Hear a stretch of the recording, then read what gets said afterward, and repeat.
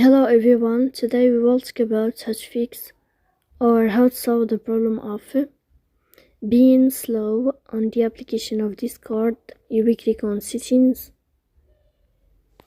In this page you can click on apps, default apps, app settings. On above you can search about Discord problem and you will enter.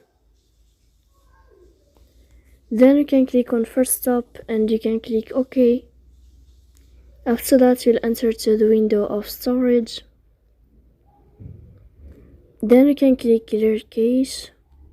Don't click clear data because that can cause the errors or can delete your account. In the end you can turn off your phone and you can turn on your phone again. So please don't forget to support us by like and subscribe. See you next time in another video and thank you for your attention.